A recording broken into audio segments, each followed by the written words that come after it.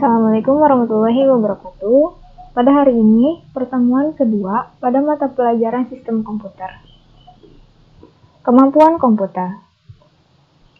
Kemampuan komputer yang paling menakjubkan adalah kecepatannya. Komputer dapat melakukan operasi dasar seperti penjumlahan ataupun pengurangan dalam waktu yang sangat cepat, yaitu dalam satuan milisecond, nanosecond, atau picosecond. Komputer yang paling cepat dapat melakukan operasi dalam waktu picosecond. Kemampuan komputer lainnya adalah kapasitas memori, yaitu kemampuan penyimpanan data dan komputer. Satuan memori komputer dinyatakan dengan byte. Untuk memahami pengertian byte, kita bisa melihatnya di dalam tabel 1.2 berikut ini. Contohnya 1 byte satuan memorinya, lalu kapasitasnya adalah 8 bit atau 1 karakter. Itu yang paling terkecil, dan yang paling terbesar ada 1 terabit.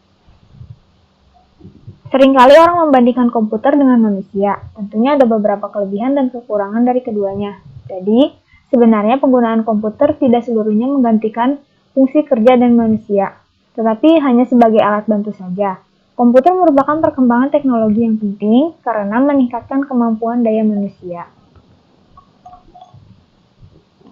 Siklus pengolahan data.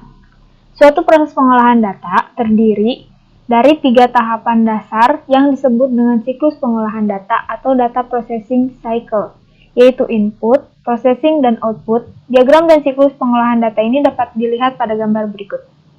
Input, lalu melalui proses output yang kedua, dan yang terakhir, output. Input adalah masukan, yang dalam hal ini berupa data-data yang dimasukkan atau diinput ke dalam komputer. Input bisa berupa pengetikan huruf, pemindaian atau scanning gambar, scanning barcode, scanning kartu magnetik atau RFID, hasil foto, suara atau rekaman, dan lain-lain. Processing adalah pengolahan data itu sendiri yang dilakukan oleh sistem komputer. Output adalah keluaran yang disajikan oleh komputer. Output ini dapat berupa tampilan di layar monitor, hasil cetak, file data di dalam media penyimpanan seperti hard disk atau flash disk atau cakram. Dalam gambar siklus pengolahan data secara global terdiri dari 3 blok, yaitu blok masukan atau input, blok proses, dan blok keluaran atau output. Fungsi dari masing-masing blok dapat dijelaskan sebagai berikut. Yang pertama, blok input. Bagian blok ini merupakan pintu masuk dari sistem komputer yang berfungsi untuk menerima seluruh aktivitas, masukan dari pengguna secara langsung maupun tidak langsung, atau dapat berupa peralatan atau mesin yang lain di luar sistem. Yang kedua, blok proses.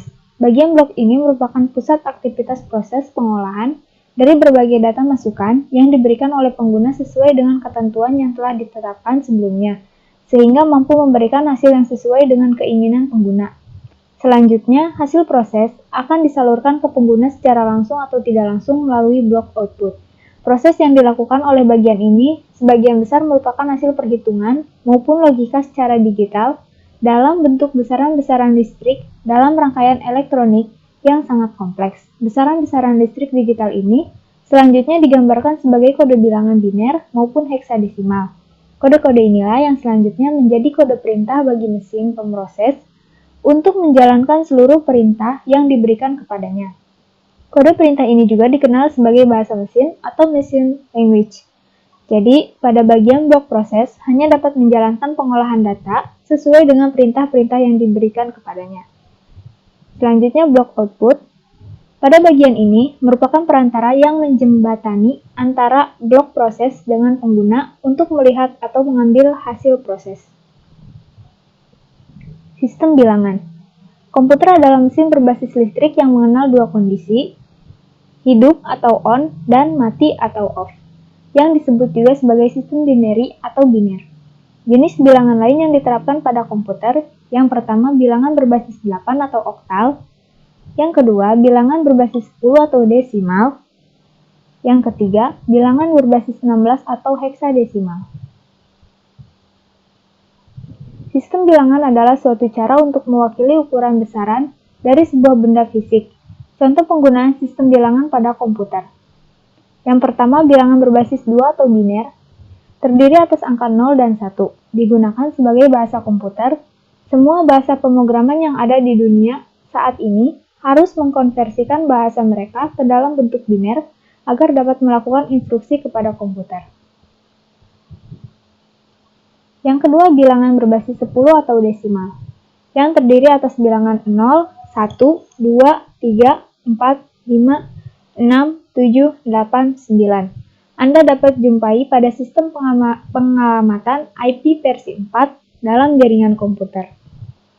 Yang ketiga, bilangan berbasis 16 atau heksadesimal, terdiri atas bilangan 0, 1, 2, 3, 4, 5, 6, 7, 8, 9, A, B, C, D, E, dan F.